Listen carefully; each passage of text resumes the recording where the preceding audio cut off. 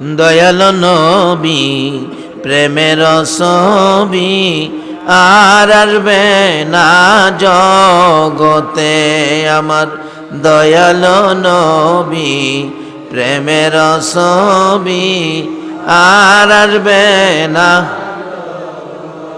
হাসর দিনে উম্মত বিনে হাসর দিনে উম্মত বিনে যাবে না নবীজি বেহেশতে। সম্মানিত আজকের ইসলামী সমাজ কল্যাণ পরিষদ কর্তৃক আয়োজিত আব্দুল গফুর রহমতুল্লাহ আলাইহির স্মরণে পঞ্চম বার্ষিক ইসলামী সুন্নি মহাসম্মিলন। আজকের এই বিশাল আয়োজন মহাসম্মিলনের মাননীয় সভাপতি সাহেব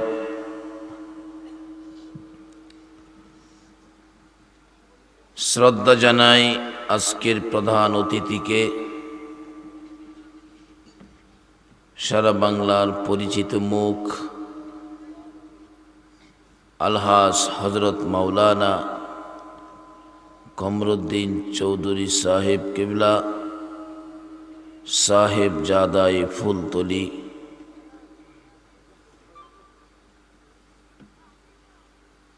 সুদূর রাজধানী ঢাকা থেকে আগত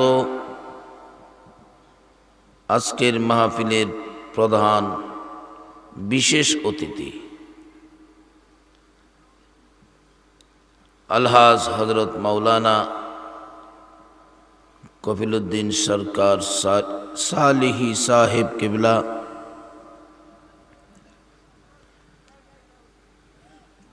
উপস্থিত আছেন নাইবে নবী দিঘার ওলামায়ে কেরাম, বাবার বয়সের মুরব্বিয়ানে ইজাম, দিনদার ইমানদার যুবক ভাইরা, পর্দার আড়ালের মা ও বোনেরা, সকলের প্রতি আমার সালাম। আসসালামু আলাইকুম ওয়া রাহমাতুল্লাহ।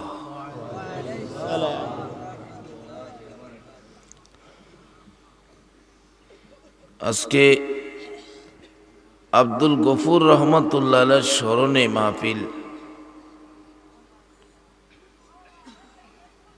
মাহফিলটা এমন এক মাসে, এমন এক চাঁদে, যে চাঁদের নাম সকলেরই পরিচিত। যদি আপনাদের সাথেও পরিচয় থাকে বলুন এই চাঁদের নামটা কি?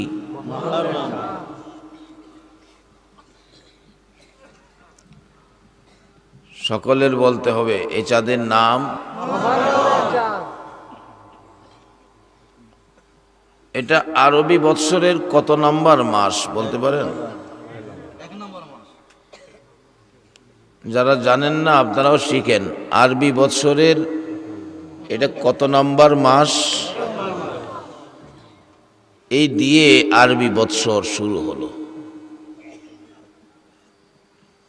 শুধু বৎসর শুরু না, এই মুহররমের মাসটা দিয়ে আমার আল্লাহ নিজেই অনেক কিছু শুরু করেছেন। যেমন দুনিয়াটা সৃষ্টি করেছেন এই মুহররম মাসে, আবার যেদিন দুনিয়াটা ধ্বংস করে দিবেন এটাও হবে মুহররমের মাস। সর্বপ্রথম হযরত আদম আলাইহিস সালামের মাটির মূর্তি, যেদিন এই মাটির মূর্তির ভিতরে দেহের ভিতরে প্রাণ দিয়েছিলেন এটাও ছিল মুহররমের মাস।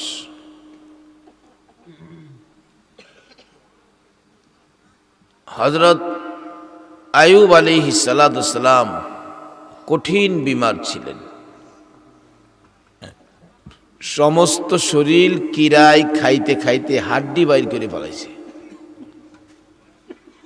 এই কঠিন বিমার থেকে যেদিন শেফা দিয়েছিলেন এটাও ছিল মুহররমের মাস। হযরত ইব্রাহিম আলাইহিস সালাতু ওয়াস সালাম নমরুদ আগুনে দিয়েছিল। যেদিন নমরুদের আগুন থেকে ইব্রাহিম আলাইহিস সালাম মুক্তি পেয়েছিলেন, এটাও ছিল মুহররমের মাস। এক কথাই মুহররমের চাঁদে, মুহররমের মাসে বড় বড় যত ঘটনা আছে সব ঘটেছে, কিন্তু কোনো ঘটনাই যেন আমাদের হৃদয়ে ধাক্কা দেয় না।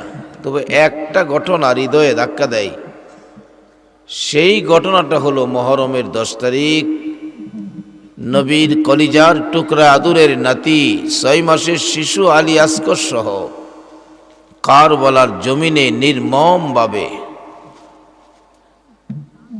জীবন দিয়েছে, মৃত্যুবরণ করছে।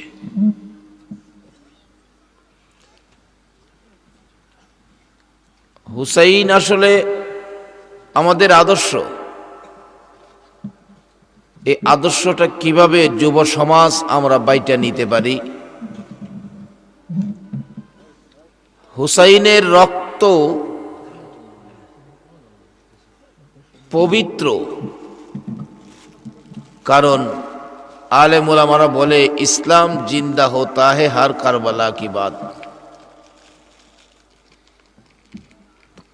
কারবালার ঘটনার পরে যদি ইসলাম জিন্দা হয়, তাহলে হুসাইনের রক্ত বড় দামি রক্ত, পবিত্র রক্ত। হযরত হুসাইন আলাইহিস সালাতুস সালাম জীবন দিয়ে, রক্ত দিয়ে কিভাবে ইসলামটাকে জিন্দা করলো।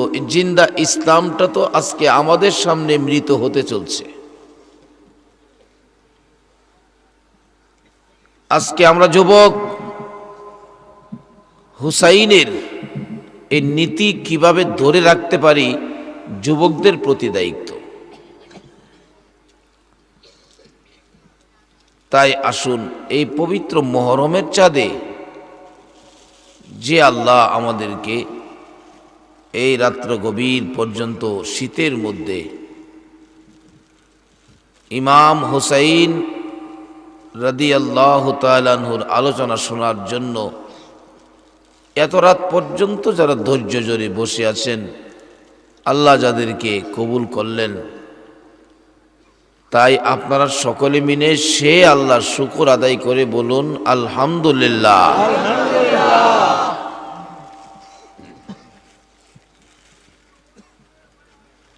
লোক অনুযায়ী আওয়াজটা হয় নাই।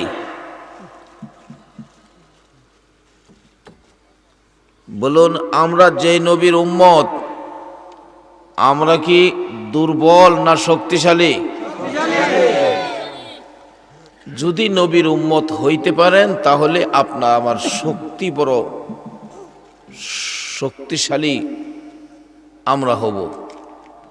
যদি নবীর উম্মত হইতে পারেন, তার বাস্তব ওমর ফারুক রাদিয়াল্লাহু তাআলা আনহু যখন মদিনার শাসক, রাষ্ট্রপতি, মদিনায় একবার ভূমিকম্প হইতেছে, মাটি থরথর করে কাঁপতেছে।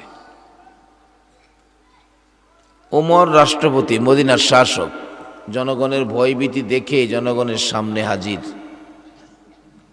আপনারা ভয় পাইতেছেন কেন? হুজুর, এই তো ভূমিকম্প, কি জানি বিপদ হয়। ওমর বলেন, আপনারা ভয় পায়েন না, আমি ওমর ভূমিকম্পকে সাইজ করার ক্ষমতা রাখি। আখিরি নবীর উম্মত হইতে পারলে ভূমিকম্পকে সাইজ করা তো কোনো ব্যাপার না। কারণ আমরা যেই নবী পেয়েছি, এই নবীর পরিচয় থাকলে কোথাও কোনো বিপদ থাকে না। আসুন আমরা সেই নবীকে চিনি, নবীর পরিচয়টা আমাদের দেহের মধ্যে সেট করি।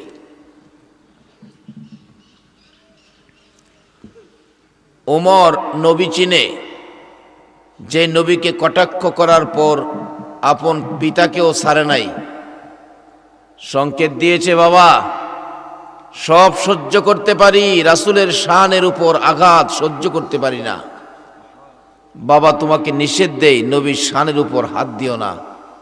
আবার কটাক্ষ করলে ওমর আর সহ্য করতে পারে নাই, আপন পিতার কল্লা কেটে দিয়েছে। সেই উমরের ক্ষমতা কত? উমর বলেন, আপনারা ভয় পায়েন না, আমি ভূমিকম্পকে সাইজ করার ক্ষমতা রাখি। ভূমিকম্পের বিরুদ্ধে ঘর থেকে লাঠি নিয়ে বেরিয়েছে উমর, মাটিতে আঘাত করতেছে। এরে মদিনার মাটি, কি পাইছস? নবীর উম্মতের কষ্ট দিবি ভূমিকম্পের নাম দিয়া, থাম বলছি, বাইরাইয়া থামাইছে।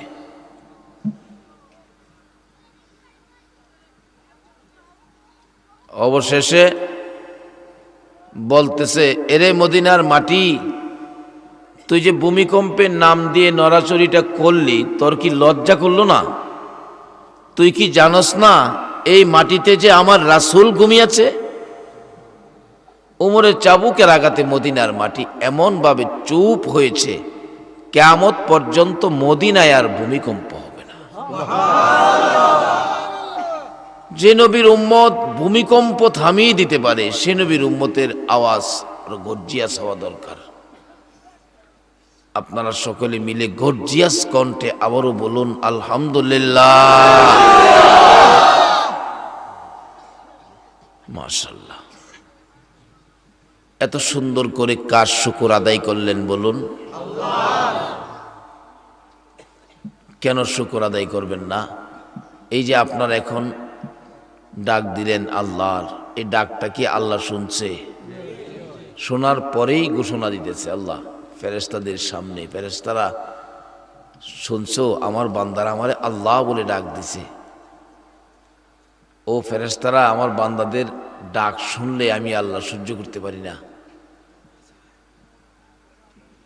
আমার বান্দারা যে আমার আল্লাহ বলে ডাকছে, আমি আল্লাহর কাছে বড় খুশি লাগছে। খুশিটা কেমন বোঝানোর জন্য অনেক সময় বলি, একজন মা একটা ছেলে, ছেলেটার বয়স 25 বৎসরের ভিতরে একদিনও মারে মা কইয়া ডাক দিছে না।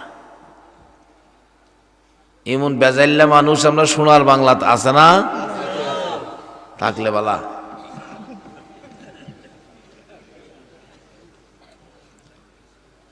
আচ্ছা, 25 বছর পর্যন্ত যদি সন্তানটা মারে মা না ডাকে, মার মনে কিছুটা ব্যথা আছে না? আচ্ছা, আজকা যদি মাহফিলতে বাড়িতে গিয়াই মা যে ঘরে থাকে, ঘরের দরজাটায় দাঁড়ায় ডাক দেন, মা, মাগো। 25 বছর পর সন্তানের এই ডাকটা যদি মায়ের কানে লাগে, বলুন মা এবার খুশি হবে না বেজার হবে? মা দেখবেন দরজাটা খুলবে, খুলে বলবে, বাবা তুমি আমারে মা কইছো? কেমনে রে বাবা, 25 বছর পর আমার মা কইলে? মা দেখবেন খুশিতে আশপড়শি ঘরে গিয়ে মহিলাদেরকে জাগাবে, চাচি আম্মা খালাম্মা ঘুমিয়ে আছেন, উঠেন তো খবর শোনেন, 25 বছর পর আমার পোলা আমার মা কইয়া ডাক দিছে। কি কমু চাচি আম্মা, পোলার ডাকটা শুনে 25 বছরে আমার মনে যা দুঃখ ছিল, একটা ডাক শুনে সব দুঃখ দূর হয়ে গেছে। আমার আল্লাহ বলেন, এরা দুনিয়ার মানুষ, মায়ের মতো একটা দরদি যদি 25 বছরের দুঃখ এক ডাকে দূর করে দিতে পারে রে, একটা মায়ের চাইতে কোটি কোটি গুণ দয়া বেশি আমি আল্লাহর। আজকের মাহফিলে বসে যারাই আমাকে আল্লাহ বলে ডাক দিয়েছে, আমি আল্লাহর বড় মায়া হয়েছে, বড় দয়া হয়েছে। 25 বছর বুঝি না, 20 বুঝি না, 50 বুঝি না, 90 বুঝি না, 100 বুঝি না, যে যেই বয়সেরই হোক না কেন, আজকের মাহফিলে বসে আমাকে আল্লাহ বলে ডাক দেওয়ার কারণে আমি আল্লাহর বড় দয়া হয়েছে, বড় মায়া হয়েছে। একটা ডাকের বিনিময় আমি আল্লাহ তাদের জীবনের গুনাহগুলো ক্ষমা করে দিলাম। বলুন, এইভাবে ক্ষমা দেওয়ার ক্ষমতা আমার আল্লাহর আসেনি?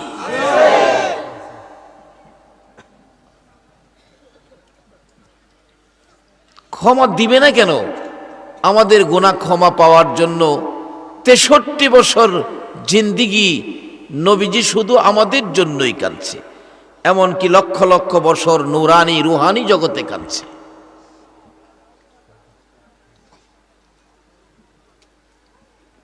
এই নবীর উম্মতের ক্ষমা দিবে না কেন?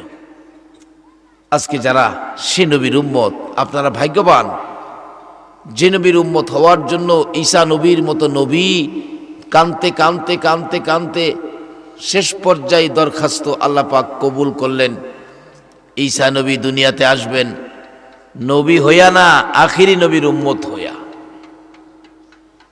আজকে যে আল্লাহ আমাদেরকে বিনা কান্দায় বিনা দরখাস্তে আখিরি নবীর উম্মত করে আজকের মাহফিলে ধৈর্যের সহিত এত রাত পর্যন্ত থাকার তৌফিক দিলেন, তাই আমরা সে আল্লাহর শুকর আদায় করেছি যে আল্লাহকে একটা ডাক দিলে জীবনের গুনাহগুলো মাফ করে দেন।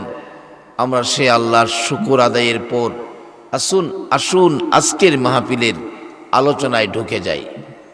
যে নবীর উম্মতের প্রতি আল্লাহর এত মায়া আছে, এটা কিভাবে আমরা আদায় করব, ওই রাস্তাটা খুঁজে বের করি। তার আগে মহব্বতে আরো কয়েকবার দুরূদ শরীফ পড়ুন, আমি আলোচনায় ঢুকে যাই। আল্লাহুম্মা সাল্লি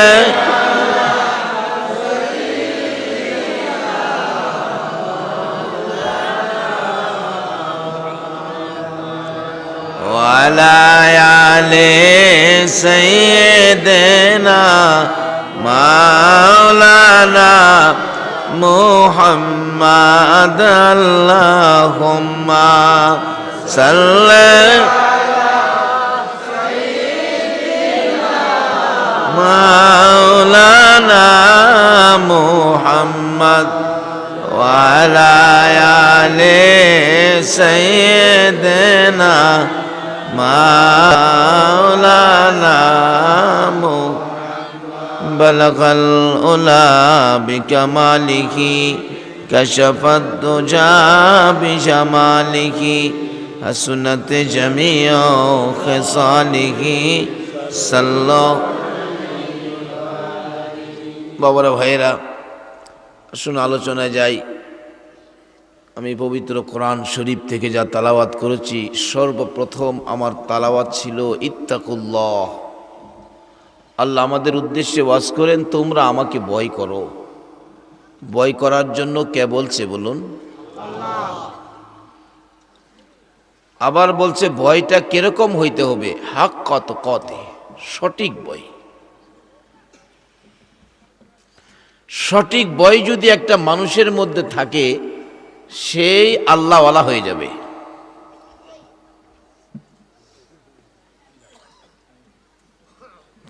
তোমরা আমাকে ভয় করো। কেন ভয় করবেন না? আল্লাহ পাক এই দেহের মধ্যে যতগুলো জিনিস দিছে, বলুন এর কোনো একটা জিনিস বাংলাদেশের কোনো মার্কেটে পাওয়া যাবে? মাথার চুল থেকে নিয়ে পায়ের পাতা পর্যন্ত যে জিনিসগুলি আল্লাহ পাক দিছে, এর কোনো জিনিস কোনো মার্কেটে, পৃথিবীর কোনো মার্কেটে পাওয়া যাবে না। তারপরে আল্লাহর কত মেহেরবানি দেখেন আপনারা আমার প্রতি। আমরা যখন মায়ের পেটে ছিলাম, মায়ের পেটে কিন্তু আল্লাহ আমাদেরকে খাওয়াইছে, মুখে খাওয়াই নাই। কেন? যে জিনিস খাওয়াইছে এটা হলো রক্ত। রক্তটা নাপাক। নাপাক জিনিস মুখ দিয়া খাইলে মুখটা নাপাক হবে, অপবিত্র হবে। বিদায় এই মুখটাকে পরিষ্কার রাখছে একটাই শর্ত, বান্দা তো দুনিয়াতে আইসা এই মুখটা দিয়ে আমি আল্লাহকে আল্লাহ ডাকবে, আমার নবী দুরূদ পড়বে, কোরআন তালাওয়াত করবে। বিধায় এই মুখটাকে আল্লাহ পাক মার পেটেই পবিত্র রাখছে, এটা দিয়ে রক্ত খাওয়ায় নাই। দুনিয়াতে আইলেন, তারপরও আপনার প্রতি কত মায়া করছে। দুনিয়াতে আসার পরেই দেখবেন দাদা দাদি নাতির প্রতি কত মায়া। দাদি আইসা বারবার দেখে, বৌমা আমার নাতিরে কই শুয়াইছো, কই রাখছো? মশাইনি ধরে, পিঁপড়ানি কামড় দেয়। আল্লাহ কয়, বান্দা আমার ভয় করবে না? দেখ তোর কত আদুর দাদা দাদির অন্তরে আমি বাড়াইয়া দিছি।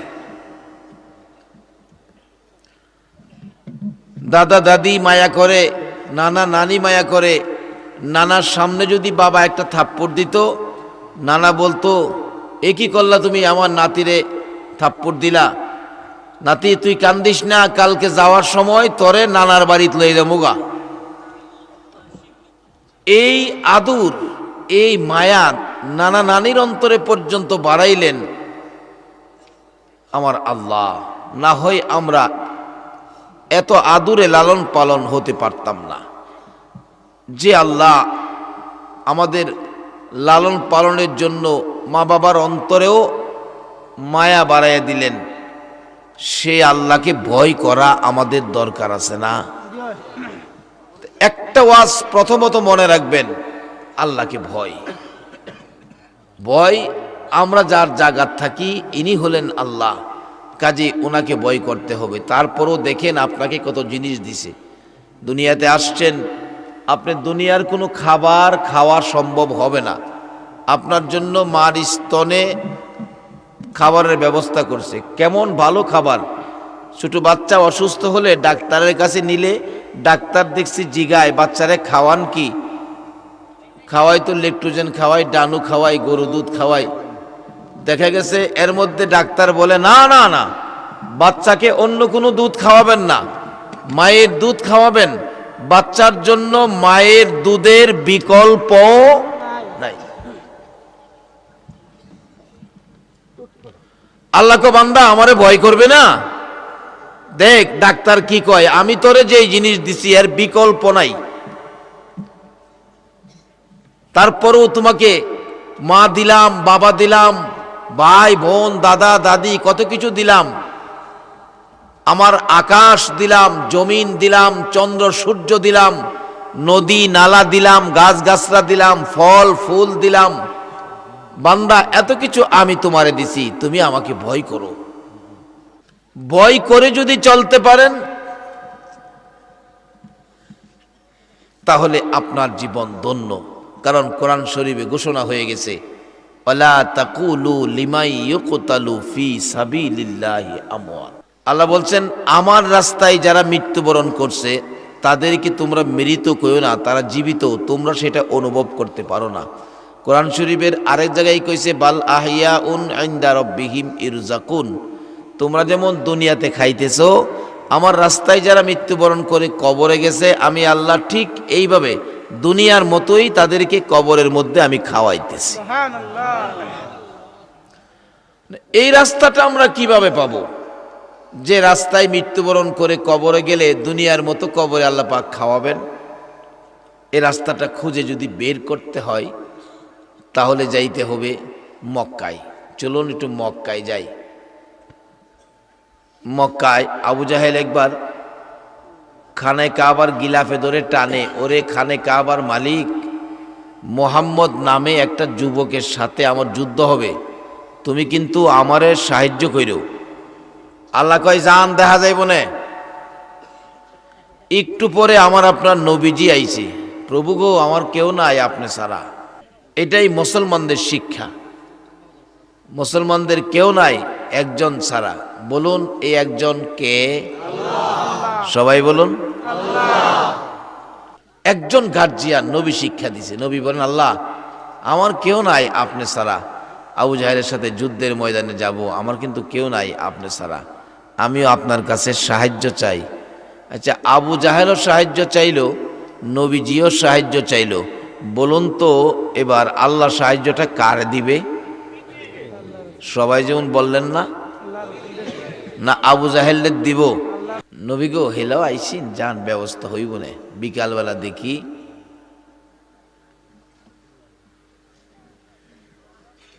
ব্যবস্থা হইব, আল্লাহর কাছে সাহায্য চাইছে, আল্লাহ সাহায্য দিবে। কিন্তু দুইজনের মধ্যে কাকে দিবে? নবীজিকে। যান ব্যবস্থা হইব। নবী চলে গেলেন। এই দুইজনের মধ্যে আল্লাহ যাকে সাহায্য দেয়, তাহলে বোঝা গেল এই পক্ষটাই হলো আল্লাহর পক্ষ। কেন যাবেন না নবীর গোলামিতে? আল্লাহ নিজেই তো বলছে, ওমা ইউতির রাসূলা ফাকাদ আতো আল্লাহ, তোমরা আমার এই রাসূলের কথাগুলি মানো।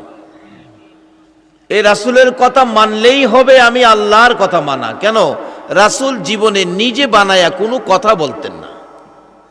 আমি আল্লাহ যা বলাইছি রাসূল ঠিক। বলুন এই নবীর কথাগুলো মানা আমাদের দরকার আছে কি না? এই নবীর কথা যারা মানবে তারাই হবে জান্নাতি, যারা মানবে না তারা হবে জাহান্নামী। এই নবীর কথা মানলে আবু বকর এই নবীর কথা না মানলে আবু জাহেল। দুইটা পক্ষ। এ নবীর কথা মানার জন্য আল্লাহ বলছে, যারা এ নবীর কথা মান্না, এ নবীর আদর্শ মান্না, এ নবীর তরিকা মান্না, এ নবীর কথা মান্না যারা মৃত্যুবরণ করবে, এই মৃত্যুটাই হবে আল্লাহর রাস্তায় মৃত্যুবরণ। এই নবীর পক্ষে যারা মৃত্যুবরণ করবে তাদেরও কপাল খুলবে। কেন নবীর পক্ষে যাবেন না? কেন নবীর কথাগুলো মানবেন না? আমার নবী ঘুমের ঘরে ঘুমিয়েছিলেন। মা আয়েশা সিদ্দিকা রাদিয়াল্লাহু তাআলা আনহার হুজরায় রাত্র গভীর। জিবরাইল আমার নবীর কানের গোড়ায় মুখ লাগাইয়া ডাকে, হুজুর এমনি করে যদি সারা রাত ঘুমের ঘরে ঘুমিয়ে থাকেন, কোন সময় আপনার গুনাহগার উম্মতের নাজাতের কান্না কাঁদবেন? নবীজি চট করে ঘুম থেকে উঠে মা আয়েশা সিদ্দিকাকেও ডাক দেয় নাই, বলে নাই। দরজাটা খুলে মদিনার পাহাড়ের পর পাহাড়, পাহাড়ের পর পাহাড় পার হইয়া একেবারে নিরিবিলি পাহাড়ের নিচে বাবলা কাটার জংলায় সেজদায় পড়ে রে আমার নবী উম্মতি উম্মতি বলে কান্দে। এ মাবুদ, যতক্ষণ পর্যন্ত আমার উম্মতের নাজাতের ফায়সালা না দিবা গো, ততক্ষণ পর্যন্ত আমি নবী মদিনায় যাব না, আমি নবী সেজদার থেকে মাথা উঠাইব না। কেন নবীর কথা মানবেন না? কেন নবীর পক্ষে যাবেন না? এই নবীর কথা মানলে আমার আল্লাহর কথা মানা হয়। এই নবীর কথা মানুন। আমার নবী আপনার আমার জন্য কত দরদি। নবীজি ঘুম থেকে উঠে একেবারে নিরিবিলি জায়গায় নির্জনে যাইয়া সেজদায় পড়ে কান্দে, মাবুদ মাবুদ গো, আমার উম্মতের নাজাতের খবর না দেওয়া পর্যন্ত আমি নবী সেজদার থেকে মাথা উঠাইব না। বলুন, আমাদের দেশে এমন কোন দরদি নেতা নেত্রী আমাদের আসেনি?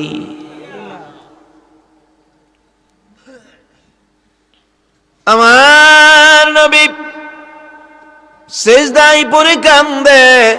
মসজিদে নববীতে ফজরের আজান পড়ে গেছে, জামাতের সময় হলো, ইমামতি করবে রাসূল মসজিদে উপস্থিত নাই। সঙ্গীরা ডাকতেছেন, সাহাবীরা জিজ্ঞেস করতেছেন ব্যাপার কি, রাসূল আসে না কেন? হুজরাই খবর পাঠাইলে মা আয়েশা সিদ্দিকা খবর দিলেন নবীজি হুজরাই নাই, ঘরে নাই। সাহাবীরা মসজিদে তালাশ করে নবীজি মসজিদে নববীতে নাই। ব্যাপার কি, কি হলো? মা আয়েশার কাছে খবর দিলে আমি তো বলতে পারি না কোন সময় রাসূলে পাক ঘর থেকে বেরিয়ে গেলেন। সাহাবীরা তালাশ করে পায় না। সমস্ত সাহাবীদের চোখে যেন পানি বৃষ্টির ফোঁটার মতো পড়তেছে। আমার আল্লাহ বলেছে, বন্ধু গো, তোমার আশেক পাগলের এক ফোঁটা চোখের পানি আমি আল্লাহর আরশের চাইতেও দাম বেশি। বন্ধু গো, তোমার উম্মত, তোমার আশেক, তোমার ভালোবাসায় এক ফোঁটা চোখের পানি যদি দিতে পারে, এই পানির ওজন যদি এক পাল্লায় দেই, আমার আরশ কুরসি যদি আরেক পাল্লায় দেই, তোমার ভালোবাসার উম্মতের এক ফোঁটা চোখের পানির ওজন আরশের চাইতে বেশি হবে। সাহাবীরা কান্দে রে, মদিনার সাহাবীরা কান্দে, একজন আরেকজনের গলায় ধরে ধরে কান্দে। রাসূলের খবর নাই, না জানি আমাদের নবীকে মুনাফিকেরা ধরে দুনিয়ার থেকে বিদায় করে দিয়েছে। পাগল পাগল হয়ে তালাশ করে মহিলাদের কাছেও খবর পৌঁছে গেছে। মা আয়েশা সিদ্দিকা মহিলাদের কানে কানে খবর দিলেন, তোমরা তালাশ করে দেখো, রাসূলের খোঁজ পাওয়া যায় না। মদিনার মহিলারা পর্যন্ত রান্না করা বন্ধ করে দিয়েছে, কারো চুলায় আগুন জ্বলে না, খালি রাসূল কই রাসূল কই বলে কান্দে। সকাল হয়ে গেল, নাস্তার টাইম পার হয়ে যায়, নাস্তা কেউ খায় না। এমনকি মার কোলের শিশুরা মায়ের কোলে মা স্তনে মুখ লাগাইয়া দুধ খাওয়াইতে চায়। বাচ্চাগুলো স্তনে মুখ না দিয়ে মায়ের মুখের দিকে তাকাইয়া চোখের পানি ছেড়ে দেয়। মা ডাকতেছে, সন্তানেরা গো, দুধ খাও না, মুখের দিকে তাকাইয়া চোখের পানি ছেড়ে দাও। কেন যে চোখের পানি ছেড়ে খাও না দুধ? বুঝে ফেলেছি। এ কথাই বুঝি প্রশ্ন করবা গো মা, রাসূল কই? রাসূলের খবর না দিলে আমরা দুধে মুখ লাগাইব না। এমন কি ঘাটে মাঠের ছেলেরা পর্যন্ত খেলাধুলা বন্ধ করে দিয়েছে, ব্যবসায়ীরা দোকান বন্ধ করে দিয়েছে। চলো রাসূলের তালাশে বেরিয়ে যায়। আরে যার উসিলায় আল্লাহ নিজে সব সৃষ্টি করেছে, যার প্রেমে আমার আল্লাহ নিজে আরশ, কুরসি, লৌহ কলম, এক কথাই কুল মাখলুকাত, হাদিসে কুরসি লাউলা কালামা খলাকতুল আফলাক। যে নবীর সৃষ্টি না হইলে সৃষ্টিকুলের কিছুই সৃষ্টি হতো না। আজকে আসুন আল্লাহর রাস্তা খুঁজতে গেলে আগে আমার এই নবীর কাছে যাইতে হইব। একবার মক্কার মদিনায় ঝগড়া করে। মক্কা কয়, মদিনা রে তোর তো দাম নাই, আমি মক্কা কত দামি দেখছস। মদিনা জিগায়, তোর এত দাম কি দিয়া? করে কি আশ্চর্য, তুই টের পাস না? আমার মধ্যে তো জমজম, তোর মদিনায় কি আছে? আমার মধ্যে সাফা মারোয়া, মিনা, মুজদালিফা, আরাফা, এমনকি খানায় কাবাও তো আমি মক্কায়, তোর মদিনায় কি আছে ক? এবার মদিনা কয়, ও মক্কা, জমজম লইয়া সাফা মারোয়া লইয়া বাহাদুরি করিস না, মিনা মুজদালিফা আরাফা লইয়া তাকাব্বুরি করিস না, খানায় কাবা লইয়া অহংকার করিস না। আমি মদিনার দিকে তাকাইয়া দেখ, এমন এক নবী আমার বুকে শুইছে রে, যেই নবী না হইলে তোর খানায় কাবাও হইতো না। এ নবীর পক্ষটাই হলো আল্লাহর পক্ষ। এ নবীর পক্ষে কেন যাবেন না? দেখুন নবী কি করে আপনার জন্য, আমার জন্য। নবীজি সেজদায় পড়ে কান্দেন। একদিন পার হয়ে গেছে, মদিনার কারো চুলায় সারা দিন আগুন জ্বলল না। 2 দিন পার হয়ে গেল, 3 দিন যেদিন পার হয়ে যায়, মদিনার কারো চুলায় আগুন জ্বলে না। কান্দে মহিলারা, কান্দে কচি কচি বাচ্চারা, কান্দে গো নবীর সাহাবীরা। এবার কান্দে রে খাতুনে জান্নাত ফাতেমাতুজ জাহরা, কে দেখি এবার হাসাইন আর হুসাইনের কান্না। হাসাইন হুসাইন দুইজন গলাগুলি করে কান্দে। ভাই, নানার খবর যদি না পাই গো, আমরা কেমনে জীবনটা বাঁচাবো? আল্লাহু আকবার বলো। ঘরে যখন খাবার হইতো না, 3 দিন 2 দিন 4 দিন যখন পার হয়ে যাইত, পেটের খিদার যন্ত্রণায় মায়ের গলায় ধরে যখন মাকে বিরক্ত দিতাম, মাঝে মাঝে মা ওই সন্তান খাবার দিতে পারে না, মা বাচ্চা 2টা লইয়া নবীজির কাছে যাইতেন, বাবা গো আপনার আদরের 2 নাতি খাবার দিতে পারি না গো বাবা, আপনি একটু তাদেরকে আদর করে দেন, আমারে বিরক্ত করে। আমার নবী 2 নাতি 2 কুলে লইয়া মজার মজার কথা বলতেন। ও নাতিরা, তোর মারে বিরক্ত করিস না, আমি রাসূল ওয়াদা দিলাম রে, জান্নাতের মধ্যে এমন খাবার আমি রাসূল তোরা 2 ভাইরে খাওয়াবো, দুনিয়ার মানুষ খাবে দূরের কথা, কোনোদিন কল্পনাও করতে পারে না। মা নানা তো আমরা 2 ভাইরে না খাওয়াইয়া কথা দিয়া শান্ত করে দিত। আজকে যে নানার খবর নাই, আমরা 2 জন কেমনে থাকবো? হাসাইন হুসাইন কান্দে, ফাতেমা কান্দে, সাহাবীরা কান্দে। 3 দিন যেদিন পার হয়ে যাবে, হযরত আবু বকর ওমর 2 জন মিলে নবীর তালাশে ঘুরতেছে। যাইতে যাইতে মদিনার শেষ প্রান্তে পৌঁছলে দেখে এক জাক রাখাল বেড়া বকরি দুম্বাকে আঘাত করতেছে এখান থেকে সরিয়ে নেওয়ার জন্য। বেড়া বকরি দুম্বাগুলো রাখালের হাতের মায়ের খাইতে রাজি, এই জায়গা ছাড়তে রাজি না। আবু বকর ওমর নবীর ব্যথায় ব্যথিত হইয়া রাখালের কাছে যাইয়া প্রশ্ন করে, আবু বকর, রাখালেরা রে, আমার দিনের নবীর খবর জানোসনি? রাখালেরা বলেন, দিনের নবীর খবর তো বলতে পারি না, এখানে তোমরা এইভাবে বেড়া বকরি দুম্বাকে মারতেছো কেন? জিগাই রাখাল, তোমার নাম কি? আমার নাম আবু বকর। সঙ্গে কে? সঙ্গে ওমর। রে আবু বকর ওমর, শোনো কেন তাদেরকে মারতেছি। আজকে 3টা দিন পার হয়ে গেছে, রে আবু বকর, ওই পাহাড়ের নিচে রে একটা সোনার পুতুল, পূর্ণিমার চাঁদের মতো চেহারা, পূর্ণিমার চাঁদের মতো চেহারা লইয়া পাহাড়ের নিচে একটা মানুষ, যাইয়া দেখো সেজদাই পড়ে উম্মতি উম্মতি বলে কান্দে। আবু বকর ওমর ওই লোকটার দিকে আমাদের বেড়া বকরি দুম্বাগুলো তাকায়া তাকায়া 3 দিন পর্যন্ত কান্দে রে, ঘাস পানিতে মুখ লাগায় না, মারতেছি এখান থেকে সরিয়ে নেওয়ার জন্য। রে আবু বকর, ব্যাপার বুঝি না, বেড়া বকরি দুম্বাগুলো মার খাইতে রাজি রে, এই লোকটার কাছ থেকে দূরে যাইতে রাজি না। আবু বকর একটা চিৎকার মারলেন, ওমর, যার দিকে তাকাইয়া বেড়া বকরি দুম্বা কান্দে রে, আমাদের রাসূল ছাড়া কেউ না। চলো চলো আমরা ওই পাহাড়ের কিনারে যাই। আবু বকর বলেন, যাইয়া দেখি আমার নবী সেজদায় পড়ে এখনো উম্মতি উম্মতি বলে কান্দে। বলুন, এই নবীর পক্ষে আমাদের থাকা দরকার আছে কিনা? এই নবীর কথাগুলো আমাদের মানা দরকার আছে কিনা? মানলে আবু বকর, না মানলে আবু জাহেল, মানলে হবেন জান্নাতি, না মানলে হবেন জাহান্নামী। বলতেছিলাম, কেন মানবেন না নবীর কথা? আপনার আমার জন্য নবীর কত দয়া গো, নবীর কত মায়া গো। আমার নবীকে একদিন প্রস্তাব করে পাঠাইলেন আমার আল্লাহ জিব্রাইলকে দিয়ে।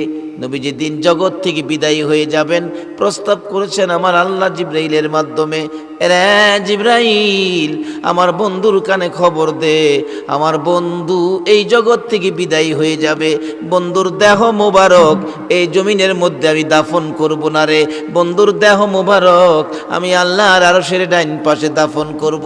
জিব্রাইল প্রস্তাব নিয়ে গেলে আমার নবী কান্দে, গাল বেয়ে বেয়ে চোখের পানিগুলো জামা কাপড় ভিজতেছে। রে জিব্রাইল, আমার দাফন যদি আল্লাহর আরশের ডাইন পাশে হয়, আমি জানতে চাই আমার উম্মতেরা কি ইচ্ছা করলেই আমার সাথে দেখা করার জন্য আরশে যাইতে পারবে? জিব্রাইল বলেন, না না, তারা তো আপনার উম্মতেরা তো আরশে যাইতে পারবে না। আমার নবীর কান্না আরো বেড়ে গেছে। রে জিব্রাইল, আমার উম্মতেরা যদি আরশে যাইতে না পারে রে, আমার উম্মত যেখানে যাইতে পারবে না, আমি রাসূল সেখানে যাব না। আমার আল্লাহ বলেন, জিব্রাইল আর একটা প্রস্তাব করো, বন্ধুর দেহ মুবারক সিদরাতুল মুনতাহায় রাখবো। প্রস্তাব করলে আমার নবী প্রশ্ন তুললেন, জিব্রাইল রে, আমার উম্মতেরা কি ইচ্ছা করলেই আমার কাছে যাইতে পারবে, সিদরাতুল মুনতাহায় পৌঁছতে পারবে? না না হুজুর, তারা তো যাইতে পারবে না, তাহলে আমি নবী সিদরাতুল মুনতাহায় যাব না। আমার আল্লাহ বলেন, আরেকটা প্রস্তাব তুলে ধরো, বন্ধুর দেহ মুবারক জান্নাতুল ফিরদাউসে রাখবো। আমার নবী ডাকেন, জিব্রাইল রে, আমি যদি জান্নাতুল ফিরদাউসে থাকি, আমার গুনাহগার উম্মতেরা যখন মন চাবে তারা কি আমার কাছে জান্নাতুল ফিরদাউসে যাইতে পারবে? না না, তারা তো পারবে না। আমার নবী কান্দে রে কান্দে, রে জিব্রাইল, যেখানে আমার উম্মত যাইতে পারবে না, আমি রাসূল সেখানে যাব না। আমার পক্ষ থেকে একটা প্রস্তাব আমার প্রভুর দরবারে তুলে ধরো, আমার উম্মতেরা যেখানে যাবে না আমি সেখানে যাব না রে।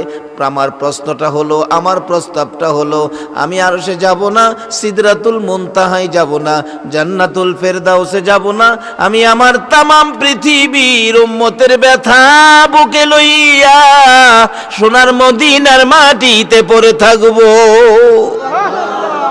বলুন নবী, আপনার আমার ব্যথায় ব্যতীত হইয়া এখনো সোনার মদিনার মাটিতে নবী আছে কিনা? চলুন না একটু মদিনার থেকে ঘুরে আসি। যেই নবী উম্মতের ব্যথায় এত ব্যতীত, আর সে গেল না, সিদরাতুল মুনতাহায় গেল না, জান্নাতুল ফিরদাউসে গেল না, উম্মতের ব্যথা বুকে লইয়া সোনার মদিনার মাটিতে শুইয়াছে। বলুন, এই নবীর পক্ষে থাকা, এই নবীর কথাগুলো মানা আমাদের দরকার আছে কিনা? এই নবীর পক্ষটাই হবে আল্লাহর পক্ষ। এই নবীর পক্ষ, এই কালিমা লইয়া যারা মৃত্যুবরণ করবে, এটাই হবে আল্লাহর রাস্তায় মৃত্যুবরণ। বাবারা ভাইয়েরা আসুন, আমার নবী কি শিক্ষা দিলেন, আসুন নবীর পক্ষে কেন থাকতে হবে। আমার নবী সেজদায় পড়ে কান্দে, সাহাবীরা 3 দিন পার হয়ে যাইতেছে।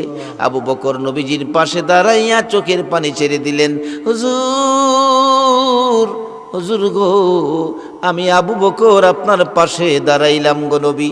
যেদিন মক্কা থেকে মায়ের দেশ বাবার দেশ ছেড়ে হিজরত করে মদিনায় যাবেন, 6 মাস আগে দিয়ে আমার কানে খবর দিয়েছিলেন, আজকে 3 দিন পার হয়ে গেল, মদিনার থেকে লুকাইবেন, মদিনার থেকে সরে যাবেন, আপনি তো আমারে একবারও কইলেন না গো নবী। ও আল্লাহর বন্ধু, আমি আবু বকর আপনার পাশে দাঁড়ানো। যেই আবু বকর ওই গারে সুর গুহার মধ্যে সর্পের দংশনে 3 বার করে দংশনে বেহুশ হয়ে গিয়েছিলাম, ব্যথায় ব্যতীত হয়েছিলাম। ও আল্লাহর বন্ধু, নিজের জীবন দিতে রাজি ছিলাম, আপনাকে কষ্ট দিতে রাজি ছিলাম না। আমি সেই আবু বকর আপনার পাশে ডাকতেছি নবী গো। মদিনার সবাইকে বলতে পারেন আমি আবু বকরকে তো ভোলার কথা না গো নবী। মাথা উঠান, আপনার উম্মত যদি হাসরের ময়দানে বিপদে পড়ে যায়, আমি কথা দিলাম আমি আবু বকরের তামাম জিন্দিগির নেকি আপনার উম্মতের জন্য দান করে দিলাম। এখানে প্রশ্ন আসতে পারে, হুজুর আবু বকরের একজনের নেকি দিয়া কি হইব? একজনের নেকি দিয়া না, একজন যাইব আর বাকি মানুষ, নবী কেন মাথা উঠাবে? আসলে আবু বকরের নেক যে কত নেক আমরা অনেকেই হয়তো জানি না। মা আয়েশা সিদ্দিকা একদিন এরকম চন্দ্রভর্তি আকাশ, নবীজি মা আয়েশা সিদ্দিকা রাদিয়াল্লাহু তাআলা আনহাকে নিয়ে হাঁটতেছেন বাড়ির বাহিরে, মানুষ নাই তো, নিরিবিলি জায়গা। মা আয়েশা একদিন প্রশ্ন করেছিলেন, ইয়া রাসূলুল্লাহ, আকাশে এত তারা, এই তারা পরিমাণ নেকি কি কোনো মানুষের আছে? রাসূল বলেন, হ আছে তো। কার? হযরত ওমরের। মা আয়েশা মুখটা একটু কালো করে ফেললেন, এত নেকি উমরের? আমি ভাবছিলাম আমার বাবা আবু বকরের নেকির কথা কইব, উমরের কথা কইল। আচ্ছা, মা আয়েশা সিদ্দিকা যা গুনগুনি করতেছে, নবীজির কি বুঝতে বাকি আছে? নবীজি কয়, আয়েশা কি কি তুমি গুনগুনি করতেছো, কি ভাবতেছো? নবী গো, ভাবছিলাম আকাশের তারা পরিমাণ নেকি উমরের, আমি ভাবছিলাম আমার বাবা আবু বকরের নেকি নিয়ে এরকম হয়। রাসূল বলেন, উমরের নেকির খবর শুনছো, এবার তোমার বাবা আবু বকরের নেকির খবর শোনো। উমরের নেকির মতো যদি আমার সমস্ত পৃথিবীর উম্মতের নেকি আকাশের তারা বরাবর হয়, আর সমস্ত পৃথিবীর উম্মতের নেকি যদি এক পাল্লায় তুলে দেওয়া হয়, তোমার বাবার নেকি আবু বকরের নেকি যদি আরেক পাল্লায় তুলে দেওয়া হয়, তোমার বাবার একা নেকের সাথে সমস্ত পৃথিবীর উম্মতের নেকি ওজনে কোলাবে না। তাহলে কত নেকি নবীর উম্মতের জন্য আবু বকর দান করলেন, তারপরও নবী মাথা উঠায় না। ওমর বলেন, ইয়া রাসূলুল্লাহ, সংক্ষেপ করলাম, আমি ওমরের তামাম জিন্দিগির নেকি আপনার উম্মতের জন্য দিয়ে দিলাম, মাথা উঠান। তারপরেও আমার নবী মাথা উঠায় না। আবু বকর ওমর পরামর্শ করে কি দিয়ে নবীকে মদিনায় নেওয়া যাবে। ওমর ডাকতেছে, এরে আবু বকর, আমি একটা ঘটনা জানি, তুমি শোনো। এই ঘটনা যদি নবীর কাছে আইনা ব্যক্ত করা হয়, মন কয় আমার নবী মাথা উঠাবে। কিভাবে কি করতে হবে? এরে আবু বকর, আমি দেখেছি, আমি একদিন মসজিদের নববীর বারিন্দার পাশে দাঁড়ানো ছিলাম, কোত্থেকে জানি হাসাইন আর হুসাইন দৌড়াই আইসা ডাকতেছে, নানা গো, ও নানা, মদিনার ছেলেরা ঘোড়া দৌড়াই গো নানা, আমরা 2 ভাইরে একটা ঘোড়া কিনা দাও। আমার নবী ডাকতেছে, আমার কাছে টাকা নাই, আমি কি দিয়া তোরে ঘোড়া কিনে দিব? তাহলে তুমি ঘোড়ার মতো হও, আমরা 2 ভাই তোমার পিঠে চোয়ার হব। ও আবু বকর, আমি উমর দেখেছি আমার নবী এইভাবে হামাগুড়ি দিয়েছে, ঘোড়ার আকৃতি হাসাইন আর হুসাইনের গোড়ার পৃষ্ঠে সোয়ারের স্বাদ মিটানোর জন্য আমার নবী হামাগুড়ি দিলে হাসাইন আর হুসাইন নবীজির পিঠ মুবারকে চড়ে বসছে। একবার দক্ষিণ দিকে যায়, আবার উত্তর দিকে যায়। ওমর দাঁড়ায়া দাঁড়ায়া মুস্কি মুস্কি হাসে। হুসাইন বলেন, নানা গো, ও নানা, মদিনার ঘোড়াগুলো ডাক দিতে শুনছি, বড় সুন্দর করে ডাক দেয়, তুমি ঘোড়ার মতো একটা ডাক দাও না গো নানা। রে আবু বকর, আমি দেখেছি আমার নবী এই আদরের নাতি হাসাইন আর হুসাইন খুশি করার জন্য নবীজি ঘোড়ার মতো একটা ডাক পর্যন্ত দিয়েছে। হাসাইন বলেন, নানা ডাক বড় সুন্দর লাগছে গো নানা, আরেকটা ডাক দাও।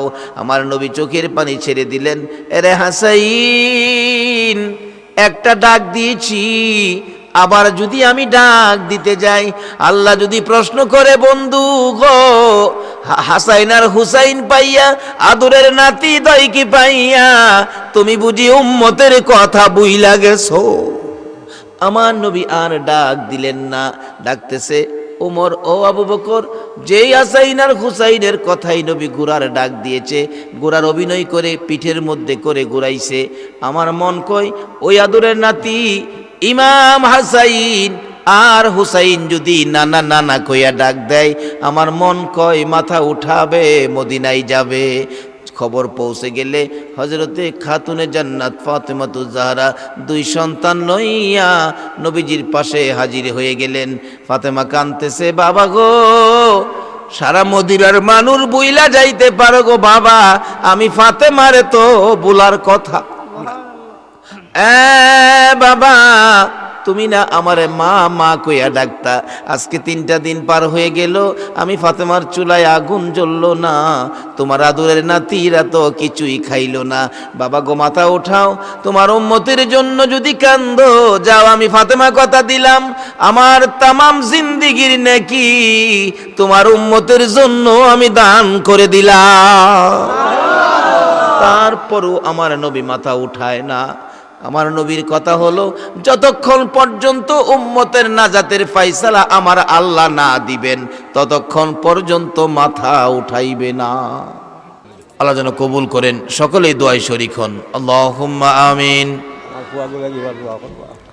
রব্বানা যালামনা আনফুসানা ওয়া ইল্লাম তাগফির লানা ওয়া তারহামনা লানাকুনান্না মিনাল খাসিরিন। রব্বির হামহুমা কামা রব্বায়ানি সগীরা। রব্বুল আলামিন জান্নাতের বাগানে বসে জান্নাতি মেহমান লইয়া আমি গুনাহগার তোমার শাহী দরবারে হাত বাড়াইছি। মাবুদ, আব্দুল গফুর রহমতুল্লাহ আলাইহির স্মরণে ইসলামী সুন্নি মহাসম্মিলনে আমরা যারা হাত বাড়াইছি, আমাদের তামাম জিন্দিগির গুনাহগুলো ক্ষমা করে দাও।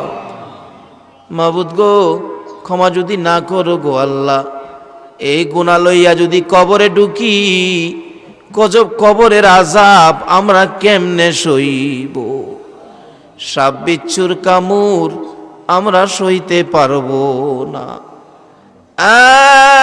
মাবুদ, একটা টাকা ঋণ থাকতে, একটা গুনাহ আমলে থাকতে আমাদেরকে সাদা কাফন পরাইও না। আজকের মাহফিলে যাদেরকে নিয়ে হাত বাড়াইছি, আমি জানি না এই শীতের মধ্যে এত রাত পর্যন্ত যারা বসে আছে, কার মনে জানি কি ব্যথা রে, কি জানি দুঃখ রে, কার মনে জানি দুঃখ বাবা নাই, কার মনে জানি দুঃখ মা নাই, মা নাই। যার মা নাই, এই অভাবটা কি দিয়া পুরা হবে রে আল্লাহ? যার বাবা নাই, এই অভাব কি দিয়া পুরা হবে রে আল্লাহ? যারা মায়ের অভাবী, বাবার অভাবী, আজকের মাহফিলের উসিলাই, মহরম চাঁদের উসিলাই, ইমাম হুসাইনের কারবালার জমিনের তাজা রক্তের উসিলাই, ওই সকল মা বাবার কবরগুলো জান্নাতের বাগান বানাইয়া দাও। মাবুদ গো, মা বাবা যার দুনিয়াতে আছে হায়াত বাড়িয়ে দাও। মা বাবা কেমন জিনিস বুঝার তৌফিক ছেলে মেয়েদেরকে দান করে দাও। ইয়া আল্লাহ, দাদা দাদি, নানা নানি, শ্বশুর শাশুড়ি, আলিয়া আউলাদ, বংশধর্ময় মুরব্বী, পাড়া প্রতিবেশী, খানদানবাসী, মহব্বতী যারা কবরে, মাহফিলের উসিলাই সকলের কবর জান্নাতের বাগান বানাইয়া দাও। মাবুদ, খাস করে আজকের এই সমাজ কল্যাণ পরিষদ এই সংস্থার সকল সদস্যগণকে তোমার মায়ার হাতে দিলাম গো আল্লাহ, তাদেরকে তুমি কবুল করে লও আল্লাহ। সংগঠনের সকলের বংশ থেকে যারা কবরে চলে গেছে, মা বাবা দাদা দাদি নানা নানি সহ আত্মীয় স্বজন বংশধর সকলের কবর মাহফিলের উসিলাই জান্নাতের বাগান বানাইয়া দাও। মাবুদ, এই সংগঠন কর্তৃক আয়োজিত এই মাহফিল তোমার কুদরতি হাতে দিয়ে গেলাম, কিয়ামত পর্যন্ত এই মাহফিল তুমি কায়েম রাখো গো আল্লাহ। মাহফিলের উসিলাই কাল কিয়ামতে নবীর গুদারায় উঠাইয়া ফুলচিরাতের ফুল পার করে দিও গো আল্লাহ। ইয়া আল্লাহ, খাস করে আমাদের মধ্যে যারা অভাবী অভাব দূর করে দাও, যারা বিমার শেফা করে দাও, যারা অভাবী অভাব দূর করে দাও, যারা ব্যবসা করে ব্যবসায় বরকত দাও, যারা চাকরি করে পদোন্নতি দান করে দাও, যারা গৃহস্থী করে করবে জমির ফসলে বরকত দিয়ে দাও, যারা বিদেশ থাকে অনেকে বিপদে আছে, সকল বিদেশি ভাইদেরকে বিপদ মুক্ত করে নেক হায়াত বাড়াইয়া দাও, রুজি রোজগারে বরকত লাগাইয়া দাও, রোজগার শেষে দেশের ছেলে দেশে ফিরাইয়া দিও গো আল্লাহ। মাবুদ, যারা লেখাপড়া করে লেখাপড়ায় বরকত দাও, যারা পরীক্ষা দিতেছে দিবে কামিয়াবি দান করে দাও। খাস করে আমরা যারা হাত বাড়াইছি, আমরা সকলকে একদিন দয়ার নবীরে স্বপ্নে দেখাইয়া দিও গো আল্লাহ। নবীজিকে স্বপ্নে না দেখাইয়া এই মাহফিলের কাউকে তুমি সাদা কাফনের প্যাকেটে ঢুকাইও না মাবুদ। যারা এই মাহফিলের সাহায্য সহযোগিতা করেছে, বুদ্ধি পরামর্শ দিয়েছে, টাকা দিয়েছে, গরু দিয়েছে, চাউল দিয়েছে, সকলকে তুমি নেক হায়াত বাড়াইয়া দাও, রুজি রোজগারে বরকত লাগাইয়া দাও। হায়াত যদি না বাড়াও গো, তোমার নবীর গোলামীর মাহফিল কেমনে করব গো আল্লাহ। মাবুদ, এই মাহফিলের উসিলাই সবাইকে তুমি কবুল করে লও। ইয়া আল্লাহ, সিন্নি বিতরণ হবে, সারা রাত মাহফিল চলবে, যা আলোচনা হয়েছে আরো যা আলোচনা হবে আমাকে সহ সকলকে তুমি আমল করার তৌফিক দাও। ওয়া সাল্লাল্লাহু তাআলা আলা খায়রি খালকিহি মুহাম্মাদিন ওয়া আলা আলিহি ওয়া আসহাবিহি আজমাইন বিহাক্কি লা ইলাহা ইল্লাল্লাহু মুহাম্মাদুর রাসূল।